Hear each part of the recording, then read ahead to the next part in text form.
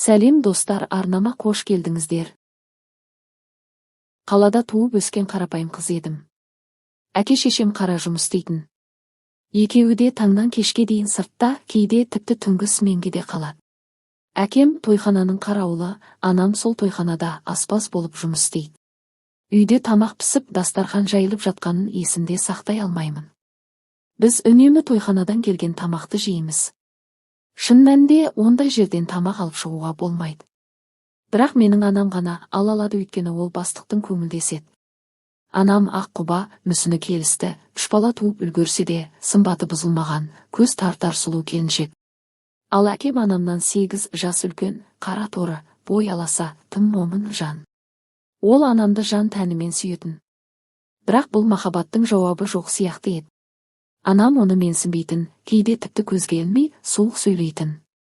Ол кісімен бірге тұрып жатқаны да тек біз үшін секілді көрінетін. Балалық шағым сол үнсіздікпен ішке бүккен сырлар арасында өтті. Мен үйдің ортаншысы болдым. Ағам бар, ол үнемі ауылда. Ата-әжесінің қолында өскен соң біржола солардың баласы болып кеткендей. Ал мен, кіші інім қалада, әке-шешеміздің қасында өстік. Бірақ жыл сайын 3 айлық жазға демалыста ауылға барып тұрамыз. Сол кездер ғана өзімді еркін, жеңіл сезінетінмін. Бой жетіп есейе бастаған сайын мені ешкім бақыламады. Не істеп қайда жүргеніме мән берген жан болмады. Жүрген ортамда дұрыс болмады. Темекі тартуды, пиво ішуді үйренген көше қызы болдым. Қалтамда үнемі ақша жүрді, сұрасам, әкем тауып береді. Әкем біз үшін бәріне дайын еді. Ал анам өз ақшасын өзінен арттырмайтын. Қымбат косметика, сәнді киім бәрі өзіне. Бірақ бәрібір пәтер жалдап тұрады. Сол парадокс маған бала кезден түсініксіз еді. Ең ауыры, мен өзімді байқамай анама ұқсап кеттім. Сыртқы сұлулықты бәрінен жоғары қойдым. Ақшаны үнемдеу, болашақты ойлау деген мен үшін жат еді. Алма ағашынан алысқа түспегенім рас. 16 жаста едім. Әлі бала, бірақ өзімді ересекпін деп сезіне бастаған шағым. Қаланың қайнаған өмірі, үйдегі салқын қатынас, бәрі мені сыртқа, көшеге, достарға, еркіндікке итермеледі. Араласып жүрген ортамда жүріп, өзімнен 3 жас үлкен бір жігітке өлердей ғашық болдым. Ол маған тіпті назар аудармады. Қанша тырыссам да, күлкімді жасап, киімімді түзеп, жанынан табылып жүрсем де, ол үшін мен тек көрші үйдің қызы ғана болдым. Біз бір подъезде тұрдық, өзімізше бас қосатынбыз. Ішімдік, темекі бәрі ерсі көрінбейтін. Сол топпен жүргенде мені адам етіп көретіндей сезінетімін. Бірақ сол сезім жалған екен.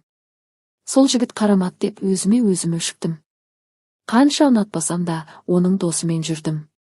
Ол қыз құмар, жылт еткенді қалт жібермейтін жеңілтек біреу еді. Бірақ мен соған қолымды ұстатып тіпті қойнына кіріп кеттім.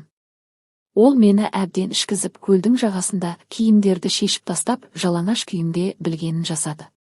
Сол сәттен бастап өз-өзіме деген жиіркеніш пайда болды. Айнаға қарағанда көзімді тайдырып әкететін болдым. Себебі мен енді бұрынғы қыз емес едім. Махаббатқа шөлдеп, назарға зәру болып жүріп, өзімді жоғалтып алғанымда тым кеш түсіндім. Көп ұзамай менің бүлінген қыз екенімді ортадағы жігіттер естіген. Оңаша мені шақырып алып, салбыраған бір жерін ойқастап тыға салатын болған. Полицияға зорлады деп шағымданамын деп жылап едім. Сонда мен ұнатқан жігіт: егер есің дұрыс болса, мынаны ойлан. Сені тыныш жүргізбейтін боламыз. Бұл зорлық ештеңе емес. Сендей қыздардың үңгіріне ағаш тығып кеткенін естіген боларсың. Бізді енді олай қорқытпа деп мырс етті. Солай 9-шы сыныпта Тесік деген атақ алдым. Араласатын ортамда мені өз атыммен емес, Тесік деп айтып жүрді. Пиво ішіп алып, олар мені кезек қойып итеретін. Өзіме де пиво ішкізіп, есім кіресілі шығасылы болып жүретінмін. Осының бәрі әке-шешемнің қарамауынан. Мүлдем тәрбие бермегендіктен болды. 9 бітірген соң техникалық колледж оқыдым. Ол жерде өзім ұнатқан жігіттермен де болып жүрдім. Бірақ қызық емес еді. Маған үлкен еркектер ұнайды, атағымда шыға бастады. Көп ұзамай колледжден де қуылдым. Өйткені әжетханада бір жігітпен ыңырсып болып жатқанда директор үстімнен түскен. Директор әйел адам еді. Түгімді қоймай ұрысты да оқудан шығарып жіберді. Оқудан шығып кеткеніме көп болған жоқ. Анам ашулы, бетіме қарағысы келмейді. Босқа сандалып жүрме деді де ауылға қайтарып жіберді. Ауылда бәрі баяғыдай тыныш, тып-тыныш. Ағаштар да, адамдар да, тіпті аспан да үнсіз сияқты. Күндердің бір күнде дүкенге шықтым. ұн мен шай алмақ болғам. Алып кетет деп үш ұйықтасам түсіме кірмеген. Бірақ солай болды. Дүкеннің алдында бір көлік ішінде үш жігіт. Артқы есік ашық, енді ғана кіріп бара жатыр едім. Арт жағымнан біреу иығымнан тартып көлікке итере салды. Шырылдап үлгермедім. Көлік ішінде отырған жігітке көзім түсті.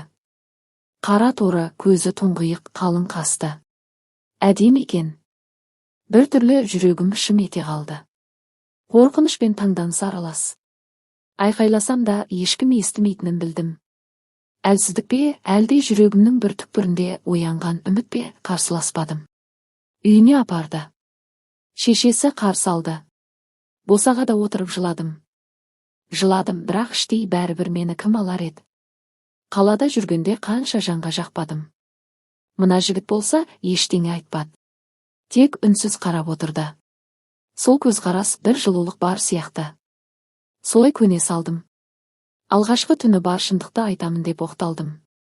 Бірақ Алла маған көмектескендей ай сайынғы белгім келіп не қыз емес екенімді күйеуім білмей қалды. Бірақ мені өліп өшіп сүйді. Қолымдағының бәрін берді. Тек мен сіңісе алмай жүрдім.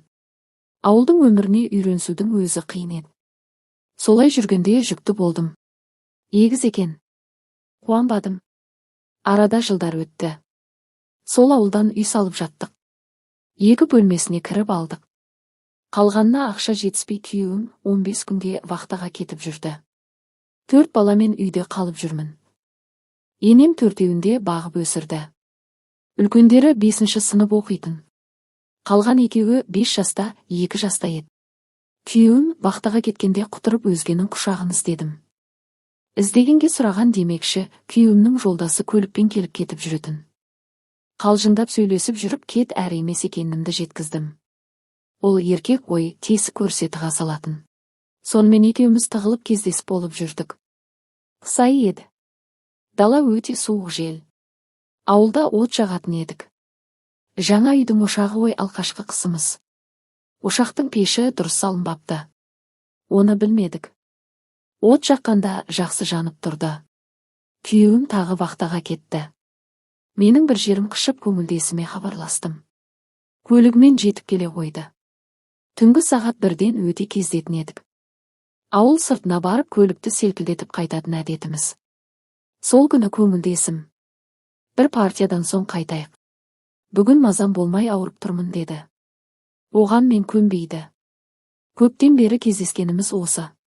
Таңға дейін боламыз деп өзім шығып, өзім ол еркекке жабысып білгенімді жасадым. Құдды еркек көрмегендей көше жәлептері сияқты неше түрлі позада жасап уақыттың қалай өткенін білмей қалдым. Сағат таңғы 5 болып қалыпты. Үй жаққа жақындаған сайын, қызыл алаулаған отты көріп, есімнен тана жаздадым. Үйдің маңын алаулаған жалын жайлап алыпты. Көршілер қолдарына шелектер мен күректерін алып, жанталаса өртті сөндіруге ұмтылып жатыр. Дауыстары тау қозғалатындай жаңғырып, көмек сұрап, жан ұшыра айқайлап жатты. Сол сәтте мен үйге қарай жылап жүгіріп келе жаттым. 2 аяғым жерге тимей, жүрегім аузымнан шығардай болды. Көршілердің бірі мені көріп таңырқай. Сен қайдан шықтың? Қалайша тірісің? Балаларың қайда? Деп үреймен сұрады. Мен көз жасымды тия алмай, тіземді бүге отыра қалып. Олар іште. Балаларым іште қалды. Құтқарыңдаршы, өтінем. Деп зар жылап жерді жұдырықпен ұра бердім. Сол сәтте ас үй жақтан гүр еткен жарылыс болды. Газдың алапат жарылысы адамдарды жан жаққа бытырата қуды. Өрт одан сайын күшейіп қызыл жалын көкті шарпыды. Көршілердің айқайымен менің зарлы үнім түнмен араласып кетті. Ақырында ақ үйдің орнында тек қара күл ғана қалды. Балаларымның ізі де табылмады. Осы бір қаралы күннен кейін менің өмірім астан-кестең болды. Бірнеше жыл бойы өз-өзіме келе алмай, жаным жаралы күйде күн кештім. Балаларымды да, жан тыныштығымды да жоғалттым. Жанымдағылардың бірі қалмады, күйеуімде. Сол күні менің басқа еркекпен болғанымды біліп қойған ол ашуға булығып, мені аямай сабады. Одан соң бір жола теріс айналды. Бір ғана сәттік қателік, бір ғана түн бүкіл өмірімді күлге айналдырды. Әңгіменің соңы арнама тіркеліп лайк басып ойларыңызбен бөлісе отырыңыздар.